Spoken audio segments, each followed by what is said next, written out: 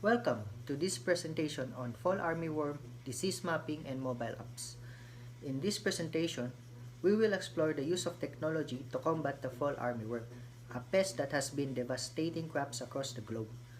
Our focus will be on mapping the spread of the disease and developing mobile apps to help farmers and agricultural experts monitor and manage its impact.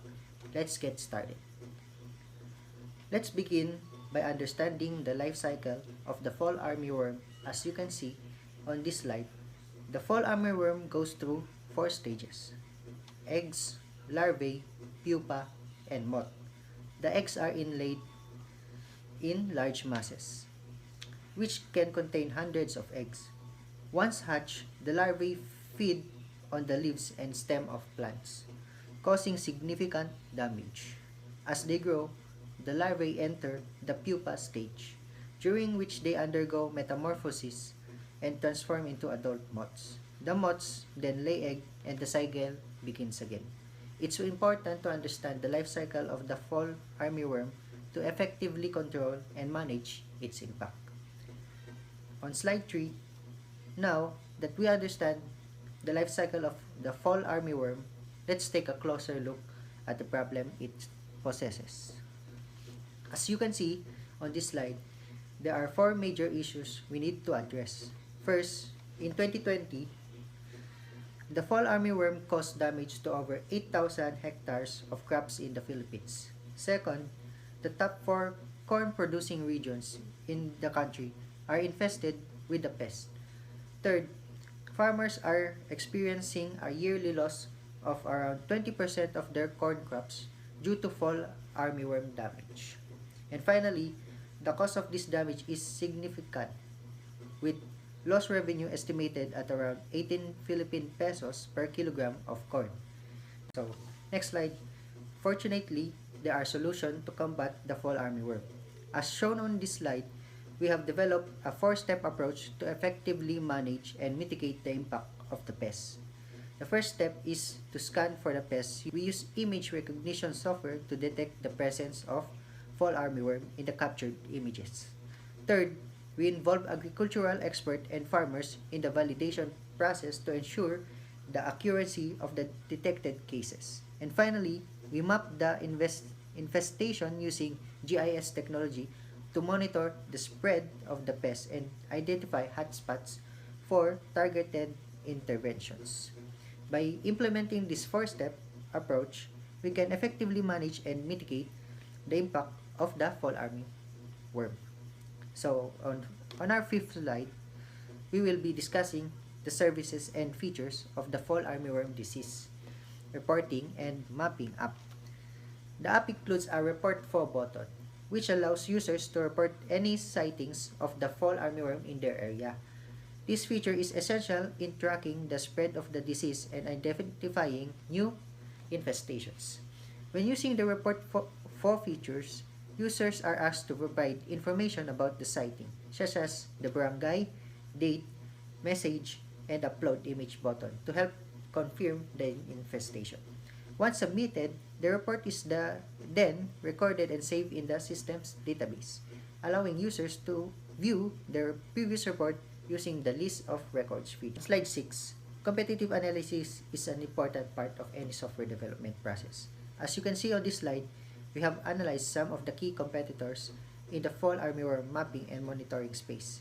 This analysis allows us to understand what features and functionalities they offer and where our software can differentiate itself.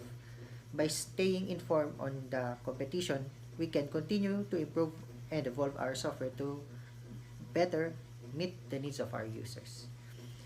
Slide 7. So, why now? There are several compelling reasons why the fall armyworm mapping and monitoring app is necessary. Firstly, corn is a staple crop and significant source of nutrition for many Filipinos. However, the threat of fall armyworm infestation is putting this vital crop at risk, which could have serious implications for zero hunger initiatives. Our software helps to improve crop management practices and protect this essential crop, aligning with the goal of responsible consumption and production. Secondly, Fall armyworm infestation tends to happen during the hottest months of the year.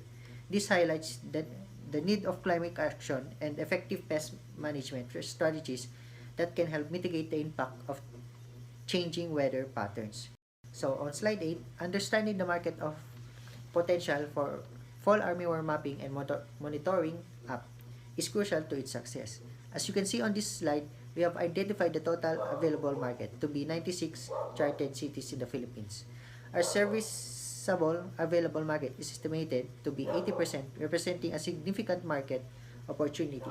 However, we recognize that not all these cities will require our software. Our serviceable obtainable market is estimated to be 45 highly urbanized cities, representing around 60% of our sum.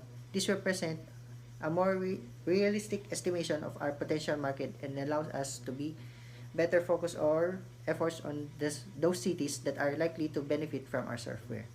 By understanding the market potential, in this way, we can better tailor our marketing and sales efforts to maximize the reach of impact of our software. On slide 9, let's take a look at our business model for the fall armyworm mapping and monitoring app. Our software will be offered as a service and will have several key features, including the ability to report fall infestation and track previous cases. To access these features, users will be required to subscribe to one of our subscription plans. Our subscription plans will be affordable and flexible, allowing users to choose the plan that best suits their needs and budget.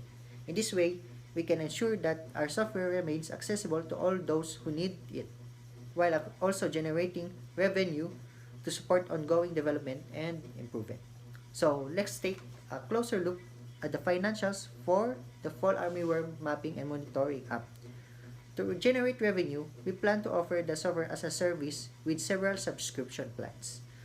Our pricing structure is designed to be affordable and flexible. Of course, these projections are based on various assumptions and market conditions, and actual research may vary. However, we believe that the fall armyworm mapping and monitoring software or app has the potential to generate significant revenue while making a positive impact on crop management and pest control in the Philippines. So last but not least, let's introduce our team. But not least, this is the team and founders and consultants of this project. And on the next slide is the vision. So thank you, and that concludes our presentation on fall armyworm disease mapping and monitoring app. We hope that you find our insight and vision for the future of pest control and crop management solution in the Philippines and beyond inspiring and informative. We want to take this opportunity to express our heartfelt gratitude for your time and attention. We appreciate the opportunity to share our passion and expertise with you, and we are excited about the possibilities and lie ahead. If you have any questions or would like to learn more about our project, please don't hesitate to contact us.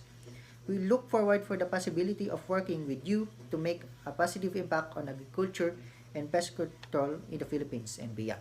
Once again, thank you for your attention and interest in the fall armyworm mapping and monitoring app. Have a great day.